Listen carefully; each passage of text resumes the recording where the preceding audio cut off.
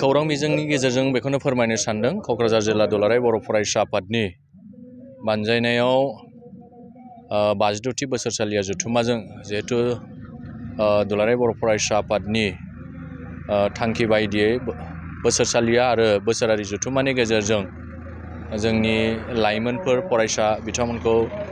थुनलाइयारि गेलेमुवारि बा हारिमुवारि बिथिङाव जोङो थुलुंगा होबोनायनि गेजेरजों जोङो बादायलायनाय बेबायदि हाबाफारि लाबोयो। दा बे लेखायै जोङो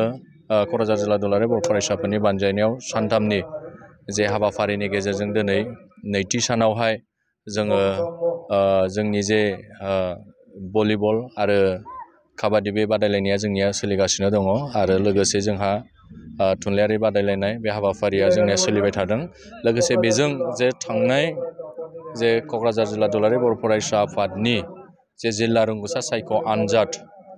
बेवहाय क्लास 6, 7, 8 जायफोर टप 3 मासि आवग्रिनो हादों जिल्लानि सिङाव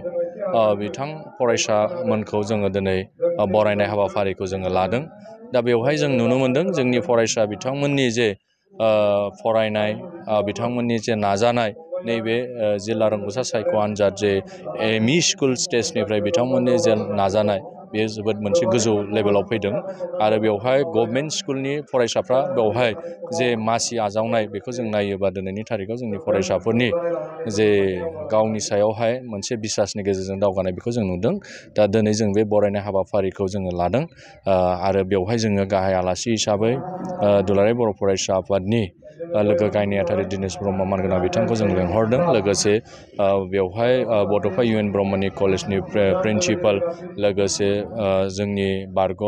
एबसुनि सोलोंथाइ नेहाथारि आथिखाल क'क्राझार सोलोंथाइ बिफाननि DPO जों लोगोसे गोबां बावहाय सोलोंथाइजों सोमोन्दो थानाय फोरोंगिरि सार मेडाममोन आरो फरायसा बिथांमोनहा बे फरायनाय हाबाफारियाव बाहागो लाफैदों।